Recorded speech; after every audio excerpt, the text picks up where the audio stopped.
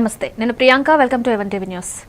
వివరాల్లోకి వెళ్తే ఆదోని డివిజన్ కర్నూలు జిల్లాలోని ఆదోని పట్టణం కల్లుబావి శంకర్ నగర్ 23వ వార్డులో ప్రధానమంత్రి ఉజ్వల యోజన కింద ఉచిత గ్యాస్ పంపిణీ కార్యక్రమం ఘనంగా జరిగింది. ఈ కార్యక్రమానికి కర్నూలు జిల్లా తెలుగుదేశం పార్టీ అధ్యక్షురాలు గుడిసె ఆదికృష్ణమ్మ ముఖ్య అతిథిగా హాజరై లబ్దిదారులకు గ్యాస్ సిలిండర్లు అందజేశారు. ఈ సందర్భంగా ఆమె మాట్లాడుతూ పేద కుటుంబాల మహిళలకు పొగరహిత వంటగదులు అందించడమే ఉజ్వల యోజన లక్ష్యమని తెలిపారు.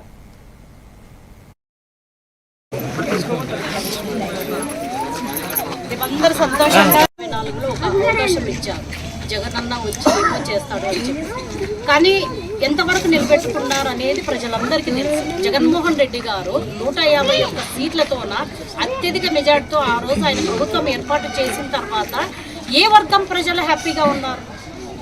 అనేక మంది మహిళలైతేనే, పురుషులైతేనేమి, అన్ని వర్గాల ప్రజలు ఈరోజు భవన నిర్మాణ కార్మికులను తీసుకోండి, రైతులను చూసుకోండి, టీచర్లను తీసుకోండి, ఉద్యోగస్తులను తీసుకోండి, మహిళలను తీసుకోండి, అన్ని రకాల ప్రజలు వద్దు, ఈయన జగన్మోహన్ రెడ్డి మాకు వద్దు అని చెప్పి ఆయన్ని పక్కన పెట్టి మాకు 164 సీట్లు ఇచ్చారు. కానీ ఇచ్చినా కూడా మేము ఈరోజు ప్రజల కోసమే అని, ఇప్పుడు రాష్ట్రము ఆర్థిక పరిస్థితి ఎంత బాగా లేకపోయినా కూడా చంద్రబాబు నాయుడు గారు నిజంగా ఆయన గొప్పగా దానికి మేము అందరం కూడా ఆయన 18-20 గంటలు కష్టపడుతున్నారు. రాష్ట్రం భవిష్యత్తు కోసమే కష్టపడుతున్నారు. కానీ జగన్మోహన్ రెడ్డి గారు మీరు అప్పుడు ముఖ్యమంత్రిగా ఉన్నప్పుడు చూడండి ఏ విధంగా పరిపాలన చేశాడు అనేది మీకు అందరికీ తెలుసు. ఆయన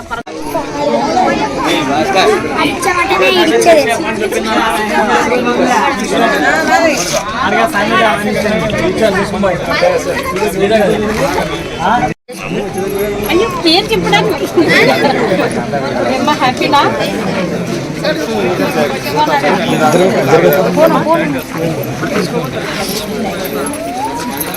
అందరు సంతోషంగా 4లో ఒక అవకాశం ఇచ్చారు.